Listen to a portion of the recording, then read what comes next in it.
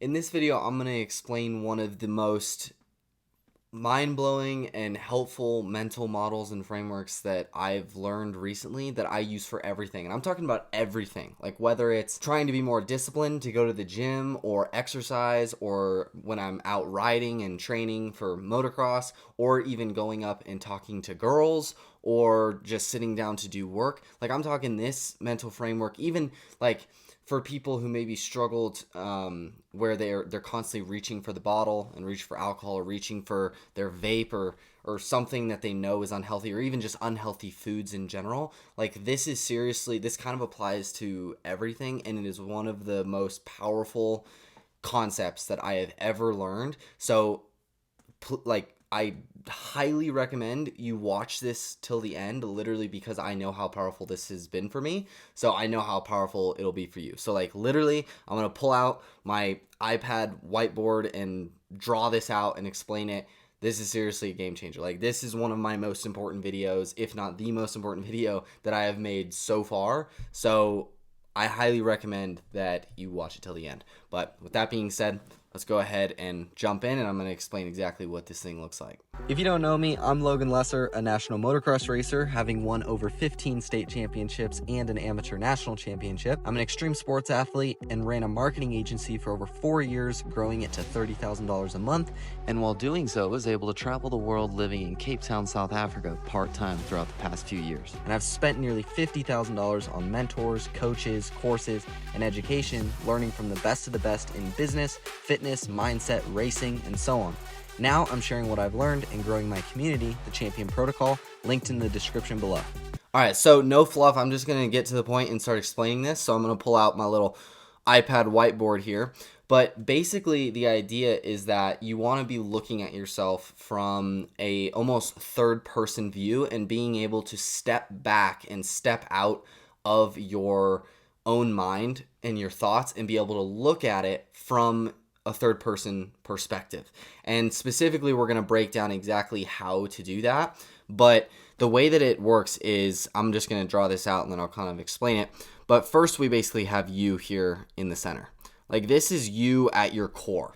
Like, this is your truest beliefs, like who you truly are, who you truly want to be, and who, like, your goals, your dreams, like everything. Like, this is you.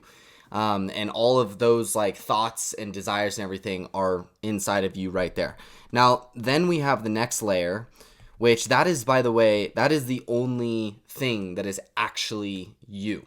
So as I explain this, like, that, what I've just drawn right there, think of that as like the only thing that's actually you. The other things that I'm going to talk about, these are almost external. Like, they're all up here in your mind, but they're not actually you. It's almost like your mind is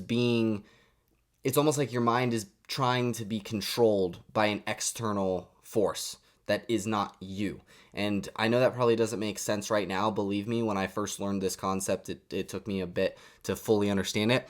But hopefully by the end of this video, it'll make perfect sense, especially when I draw this out. So the next thing, which this is the first external force, is your thoughts. And this is basically the next layer right there. Now, these, I say your thoughts, but it's almost better to look at it as just thoughts. Like, they're not your thoughts, they're simply just thoughts that are in your mind. And I'm going to touch on what exactly I'm talking about there here in just a second, because it might not be what you're expecting. Now, the next thing is emotions. Now, this is the next external force, and this is basically what you're feeling and everything. And once again, it's not you. Like, this is not you. It's an external thing. Just imagine it as an external thing. So, like, it's just not you. Like, the only thing that's you is this guy right here in the center. Like, that's you. Like, that's it. That's the only thing that's you, which I promise this will make more sense in just a minute. Now, the last thing, and the last, like, external force, let me just move this a little bit. There we go. The last thing is environment. And this is basically, like, other people, where you're at, who you're around, like all those sorts of things. Like, that's what that is. And basically, the definition that I've given to each of these different layers is, I've already explained that you, that's you. Like, that's your truest self, who you really are, your desires, your dreams. Like, that's like who you really want to be, and just, that's just you. Now, your thoughts is basically your thoughts are trying to win the case for weakness. Like that's what they really are. Because imagine your thoughts. I heard this in like a motivational speech one time, but that's where I kind of thought of the definition for your thoughts. But it's almost like a lawyer that's inside of your head trying to win the case for weakness. And I'll explain exactly what I mean by weakness here in just a second.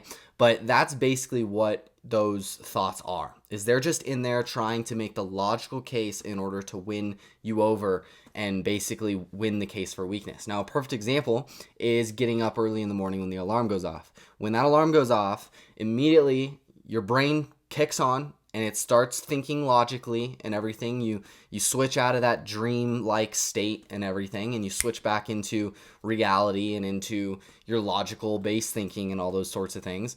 And what are the first thoughts that usually come to mind?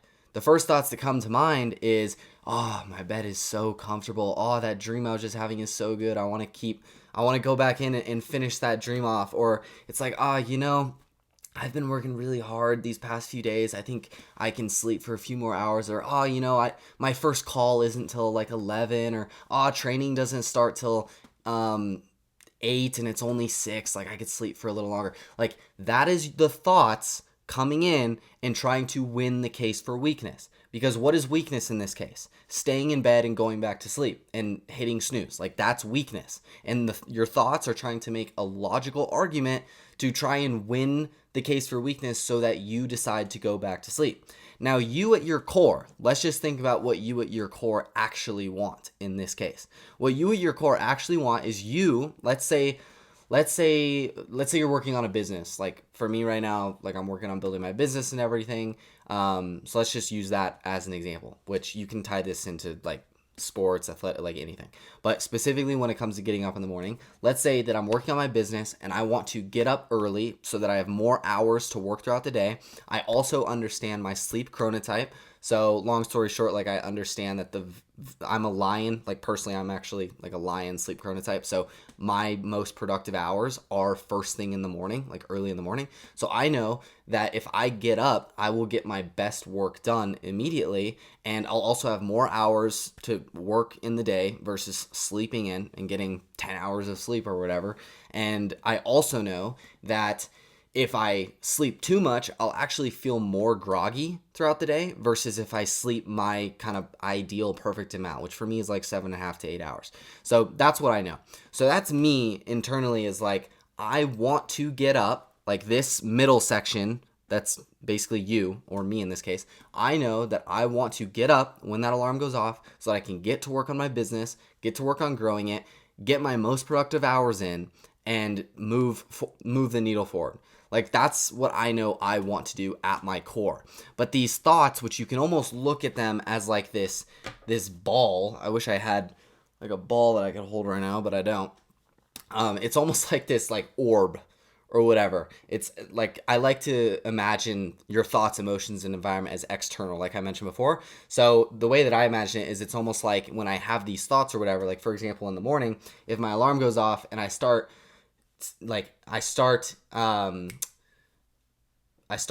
seeing those thoughts or whatever, or I start realizing I'm having those thoughts come to mind, then it's almost like I've got this orb, and this is what has all of the thoughts in it of like, you can go back to sleep, like you can get a few more hours in of sleep, you can go back into that dream or whatever, like you don't need to start working this early and stuff. Like it's like this external orb, and I'm like, those thoughts are interesting, but that's not me. That's not what I actually want and who I actually am. So those are interesting, but screw that. And I kind of imagine like throwing the ball out of here as if I'm like getting rid of those thoughts.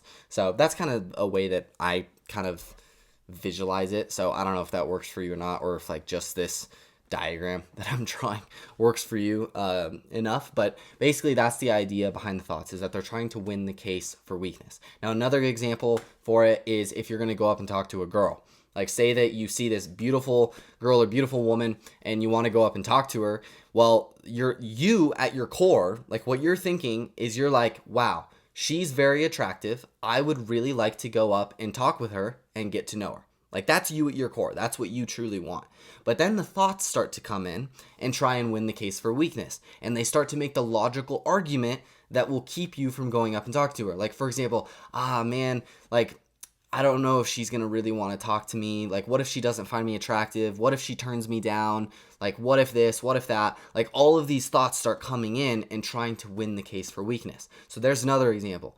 So overall, that's your thoughts, is that they're trying to win the case for weakness. And I'm actually going to mark these as red as I go through them, because the only thing that is actually technically good in this case is you, like at your core, like that middle section, that's you, and that's what you truly want. These other things are going to lead you in the opposite direction of what it is that you truly want, and that's why it's good to understand this. And then I'm also going to be explaining exactly how I use this, like tactically, so that I can actually make better decisions throughout the day and get what I want. So like it was after this that I actually became more comfortable even going up and talking to girls, talking to women, like doing all types of just things like that, being more productive with my work and stuff, because I understand how this works. Because for me and the way that I think and everything, sorry, I'm going off on a little rant here, but for me personally, I operate off of logic a lot. Like, I want to understand something and I want to understand how it works, and that allows me to use it to my advantage, sort of thing. Or like if I understand something well, I know whether or not I want to do that or use it or whatever. So yeah, so like with this, it just allowed me to understand my own mind and how I operate and everything, which allows me to look at situations where maybe I'm a little afraid or I've got some nerves or whatever. And instead of kind of just sitting there in the fear and in the nerves, I actually understand why I'm feeling that way. And then I understand how I can actually approach it the way that I truly want to. So anyway, let's move on to the next one. So the next one is your emotions, which basically the emotions, in the definition that I gave, is that it's your psychological immune system that's trying to protect you, but instead chains you down. Because your emotions are really like, it dates back all the way freaking to when we were like cavemen and everything, that our emotions are what obviously kind of kept us out of danger and everything to a certain extent. I don't really want to dig into that because I don't know a lot of it.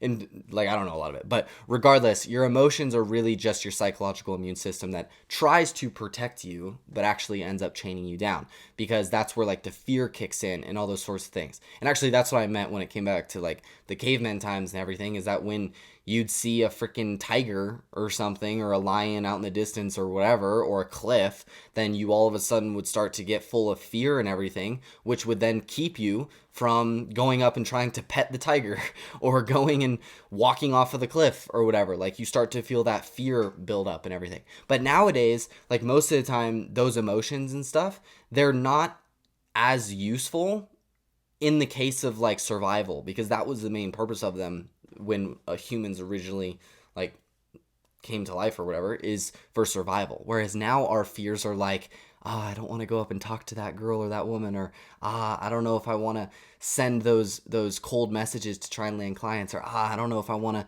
jump that jump in order to win the race, or like whatever, or those sorts of things. Like, it's not a matter of survival, and now it's more of a matter of those emotions are actually chaining us down and holding us back.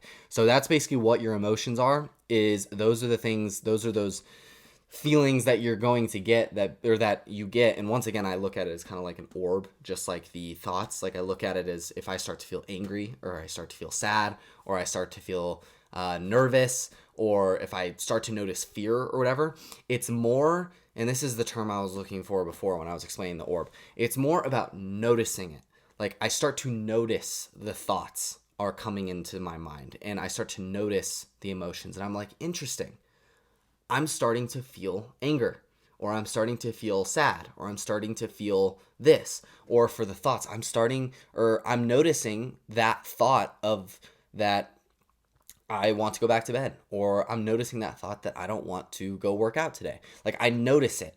It's not that like I'm embracing it. Like, I notice that it's there. Like, that's the sort of thing that I'm referring to. And then I look at it as kind of an external thing, like, I'm noticing a thought there, or I'm noticing this emotion. And then basically I just look at the emotion and I decide, like, okay, why am I feeling that way? Like, what's making me feel this way? And I basically, it's more of, a lot of people give into their emotions and they let their emotions control them and everything. Whereas when you can analyze it this way, you notice the emotion and you're like, interesting, I'm starting to feel angry. Like, what is leading to this anger? Like, what is making me feel angry right now?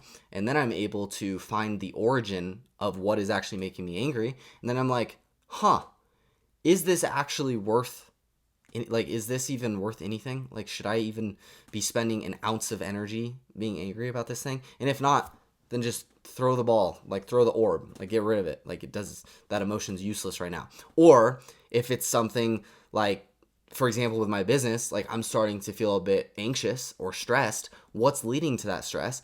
Oh, this client is about to leave. Like, this client looks like they're about to leave us. So I'm going to try, in order to get rid of this emotion, which is basically just a signal to me, basically letting me know something's up that I need to look into. Like, that's basically what the emotion is. It's just a signal. So then I get the signal and I'm like, okay, I'm noticing that I'm feeling some stress and anxiety. Where's that coming from? Why am I feeling this way? This client's about to leave.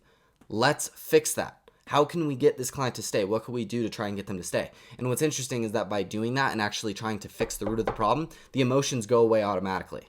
Like, it's basically just a signal. And most people, when it comes to these like emotions and everything, and I won't even say negative emotions, because all emotions are simply a part of being human. Like, it's a part of the human experience. It's like anger, sadness, loneliness, fear, stress, anxiety. Like, none of these emotions are negative. They're simply signals. Like, if you're feeling happy or joyful, it's just a signal that whatever it is that you're currently doing, or your environment or your current situation is good and is something that you want. Like, if you're at the track with your buddies riding or whatever, like, that's some of the most fun times I've ever had, is when I'm at the track riding with my buddies. Like, I'm feeling super happy and joyful and everything, and it's basically just a signal telling me that I'm enjoying what I'm doing in my situation.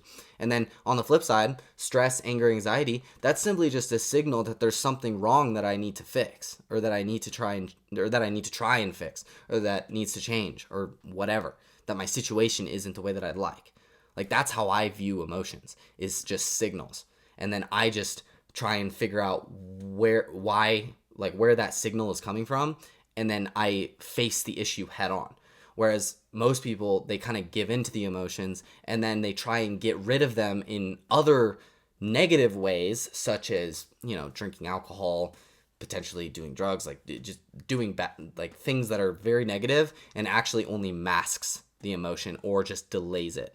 Like, it basically just delays it, gets rid of it for now, but it's still there, because what the root of the problem and the root of the thing that is actually leading to that signal and emotion still exists. So that emotion's not going to go away until you actually solve, or at least face, the root of the problem head on. But anyway, that was just a little little breakdown of how I view emotions and everything. But at the end of the day, when it comes to this concept and everything, your emotions are really just there as your psychological immune system that is trying to protect you, but understand that it a lot of times is going to chain you down if you give into the emotion. Or you can look at it as simply a signal. And when you understand it more as a signal, then you can figure out why maybe you're feeling that way. And the last example I'll give is, let's say that, once again, you see a very attractive woman and you want to potentially talk to her. Those emotions kick in of like fear, maybe some anxiety or stress or whatever. And that's simply because it's your psychological immune system trying to protect you from rejection and trying to protect you from feeling bad after maybe she says no when you ask for her number or whatever, But I mean, that's stupid. Like, that's really dumb, and it's trying to protect you, but in that case, it's chaining you down, because there actually is nothing to lose. Like, if you go up and talk to her and she says no, you're in the same position you were before you went up and talked to her. But if you go up and talk to her and she says yes, you're in the position that you're in your dream position, or you're in the position that you want to be in, and the only way you got there is by actually going up and talking to her, So regardless, like, there is no downside. Like, there is no risk whatsoever. So the emotions are simply there to try and protect you, but they're instead chaining you down. So hopefully that makes sense. Now, jumping into the last thing is your environment. Now, this is the one that is the stupidest. And this is the one that is this is the one that I try to make sure never affects what I choose to do. Because this is the one that it kind of makes you the weakest, I guess you could say. And that is basically the environment is trying to make you fit in with the crowd, because the environment is where you're allowing other people and their opinions and their thoughts to change the way that you're acting or to make decisions for you. So a perfect example is the girl is going up and talking to the girl. Is say that you're at a coffee shop and there's a bunch of other people around, or maybe she came in with her friends. Like all of a sudden, your thoughts kick in. So that first layer, the thoughts kick in of like, I don't know. Like, what if she doesn't find me attractive? What if she doesn't want to talk to me? Whatever. And then the emotions kick in. You start to feel nervous and everything. And the emotions are trying to protect you from being rejected. And then lastly, the environment kicks in and your thoughts kind of connect to the environment, and your thoughts realize there's other people around and her friends are here. So like, I don't want other people to see me get rejected, or I don't want, or what are other people going to think of me when I go up and talk to her? Or what are her friends going to think of me? Or what if her friends don't like me? Like whatever. So that's where the environment kicks in and starts to prevent you from doing what you truly want to do. So I won't dig into that one in like super deep detail like I did with the emotions and stuff, because I think that one's pretty straightforward. It's literally just a matter of like the environment external aspect here is basically just trying to make you fit in with the crowd. So at the end of the day, when it comes to this overall concept and everything and how it works, is that when you understand this, like there really isn't any other factors other than thoughts, emotions, and environment. Like you can think of basically any situation, and I guarantee any of the factors that come in is going to fit in to either thoughts, emotions, or environment, like guaranteed, in terms of like the thoughts and what's keeping you from potentially doing what you really want to do. Now, the way that I use this tactically is that I simply understand that if I operate purely off of that center section that is me, that is truly me and who I want to be and what I want to do and what I want to achieve and all those sorts of things. If I operate off of that all the time, then I know that I am always going to be moving in the direction that I want to go and moving towards what I want. Whereas whenever I give in to these external things, such as the thoughts, emotions, or environment, I know that is going to keep me from where I want to be and is going to hold me back. Because let's, like with the girl example, basically if I see a really attractive girl who I want to go up and talk to, like at my core, if I operate off of just me and what I truly want, I'm going to go up and talk to her. Is it always going to go well? No, of course not. But I'm still going to go up and talk to her, and I'm going to, talk to more girls and lead to potentially meeting the right person. But if I give in to the thoughts, emotions, and environment, and I let those things control me of like, I don't know, what if she doesn't find me attractive? I'm nervous. I don't know if I should do this. There's other people around, blah, blah, blah. Then I'm never going to end up going and talking to anybody and never going to be able to meet anyone. And tying this to, say, going to the gym and working out. At my core, I want to be in absolutely killer shape. I want to have a 10 out of 10 body, like period. Like I want to be in 10 out of 10 shape. So that's me at my core. And in order to do that, I need to go to the gym. I need to eat healthy and everything. Now, if I let the thoughts come in of like, you've been working out pretty hard lately. Like you've also been working really hard. Like I think you deserve a day off. Like I think you could take the day off today, because emotions, we're kind of feeling a little tired. Like we're not feeling too great anyway. So I think it's okay if we take the day off and everything. And then environment, your friends call you, or your friend or my friends call me and they're like, hey dude, let's hang out tonight and go to a movie, blah blah blah blah blah. Then I'm like, yeah, no, I'll go to the movie instead of working out. Like I never see my friends and blah blah blah blah. So then I'm letting the thoughts, emotions, and environment change how I'm acting and change my decision making, which is actually keeping me from what I really want, which is getting in killer shape. And if I simply just operated off of what I truly want, I'd be going to the gym and eating healthy and getting in shape. So overall, hopefully this makes sense, but this is an absolutely like game-changing concept that has been huge for me. And I think I'll make more videos explaining it more and more as I kind of like figure out even better ways to explain this concept. But basically, any situation that you're in where there's a decision to be made, like whether it's going up and talking to a girl, going to the gym, training, or really working on your business, like anything. It doesn't matter what it is. Like, I guarantee you can connect it with this. And not only that, another thing that I also wanted to mention is when you're in difficult situations with other people. Like, for example, if maybe there's a little bit of like a disagreement or whatever happening between you and someone else, whether it's a family member, friend, whatever. Like, if you can, in your mind, in the moment, like as it's happening, if you can remind yourself of this and basically be like, okay, me at my core, like say that you're getting in an argument with, actually for this case, let's say your girlfriend, because we keep talking about that.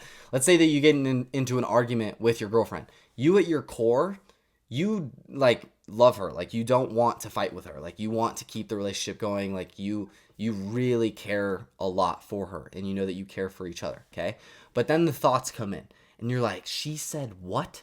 Like she just said that to me? Like, are you freaking kidding me? And then the emotions kick in and you're starting to feel angry and you're starting to feel resentment and all those sorts of things. And then the thoughts and emotions connect and you're like, screw her, like I cannot believe she just said that, like that really pisses me off, blah blah blah.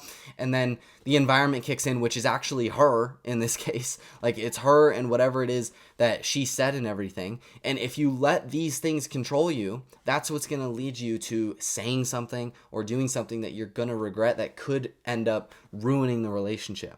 Whereas if you operated just from your core, understanding that how you truly care about her and that things happen and that things can be said sometimes that weren't meant and everything, then you can kind of step back and approach it and calm down and not let those emotions, especially in this case, it's really the emotions that would take control and lead to saying or doing things that would be regretted later.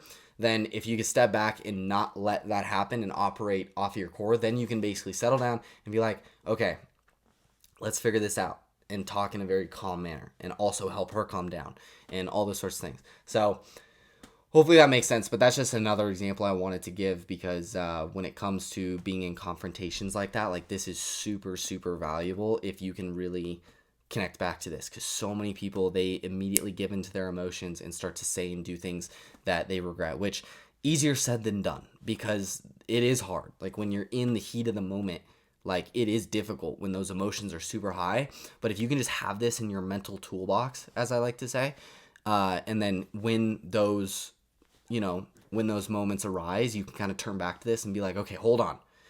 Right now, am I letting, like, what are my thoughts? I almost forgot to mention this. A really good thing to do is to be able to use this is in the moment, be like, what are the thoughts that are coming to mind right now? Like, what are the thoughts that I'm noticing right now? And then you analyze the thoughts that you're getting. And then you're like, okay, what are the emotions that I'm feeling right now? Okay, I'm feeling angry. I'm feeling resentment, all those sorts of things. Like you notice the emotions that you're feeling. And then you analyze the environment. You're like, okay, who is around me right now? Like who is in my head that I'm thinking about, what they care about, what they think, what their opinion is, all those sorts of things. And you notice that.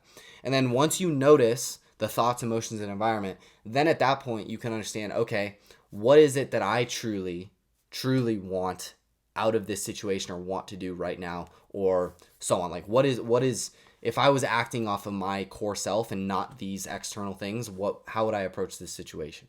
And then when you do it that way, you eliminate these external situations and you make it so that they don't affect you, and then you're able to operate the best way that you want to.